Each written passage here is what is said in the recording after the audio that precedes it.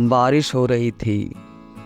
जब इस बारिश को महसूस करता हूँ तो ऐसा लगता है जैसे उसने मेरा हाथ थाम रखा है। इस सन्नाटे में भी ऐसा लगता है मानो वो मुझे बुला रही हो, मुझे आवाज़ दे रही हो, मुझे पुकार रही हो। मेरा नाम अजहर अमहूद है। मुझसे ज़िंदगी में सिर्फ़ एक गलती हो गई कि मैंने एक हिंदू लड़की से प्यार किया। उसका नाम आस्था था। मैंने अपनी ज़िंदगी में इतना प्यार शायद किसी से नहीं किया था जितना कि आस्था से करता था। हमारा कॉलेज ख़त्म हुआ और जॉब भी लग गई और वो दिन भी आ गया जिस दिन हमने फ़ैसला किया कि एक दूसरे के घर वालों को अपने रिश्ते के बारे में बताएंगे।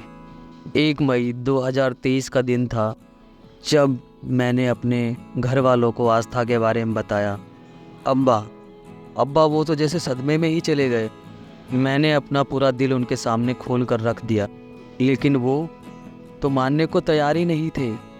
वहीं आस्था के घर वाले भी इस रिश्ते के बिल्कुल खिलाफ थे। अब हम बड़ी दुविधा में फंसे हुए थे। हर पल बस यही सोचते थे कि घर वालों को निकाह के लिए कैसे राज़ी करवाया जाए। मैंने बहुत कोशिश की, लेकिन ना तो अम्मी मानी और अबू तो बहुत ही ज़्यादा खिलाफ थे। बहुत ज़्यादा। वो तो मेरी बात सुनने को ही तैयार नहीं थे। हार कर मैंने आस्था को घर छोड़कर शादी करने के लिए कहा, लेकिन एक लड़की के लिए ये बहुत मुश्किल होता है और मैं उसकी ये बात समझता था। इसलिए मैंने और आस्था ने मिलकर ये फ़ैसला लिया कि हम दोनों अपने घर वालों की खुशी के लिए अलग हो जाएंगे और हमने यह वादा किया कि हम एक दूसरे से कभी नहीं मिलेंगे, कभी नहीं। हालांकि मुझे आस्था से दूर अभी 2 ही दिन हुए थे। मेरा दिल बहुत तेज चल रहा था। वो कहते हैं ना कि जिसके साथ आपने पूरी ज़िंदगी बिताने का फ़ैसला किया हो उसे भूलना इतना आसान नहीं होता।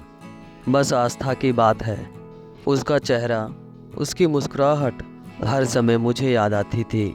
लेकिन करता भी क्या, माँ बाप की इज्जत और उनकी ज़िंदगी के आगे मैं हार चुका था। लेकिन 10 दिन बाद मुझसे रहा नहीं गया और मैंने आज तक की बेस्ट फ्रेंड वैशाली को फ़ोन करके आस्था का हालचाल पूछने की सूझी। मुझे क्या पता था कि वो पल मेरी ज़िंदगी में क़यामत बनकर आने वाला है, मुझे बर्बाद करने आने वाला है। मैंने वैशाली को फ़ोन किया और कहा, वैशाली आस्था, मेरा इतना ही कहना था कि वैशाली ने कहा, आस्था इस दुनिया में नहीं रही। आज शाम को उसका अंतिम संस्कार, आखिरी बार उसे देखने ज़रूर जाना। यह सुनकर जैसे मेरी पूरी ज़िंदगी थम गई थी। शव भीतर ही पड़ा है सफ़ेद चादर में। मैं आस्था का चेहरा नहीं भूल पा रहा हूँ। मुझे वैशाली ने बताया, तुम्हारे बिना ज़िंदगी जीना उसे एक बोझ लग रहा था। वह अपने मम्मी पापा के खिलाफ जाने की वो सोच नहीं सकती थी। तब उसे मरना ज़्यादा आसान लगा।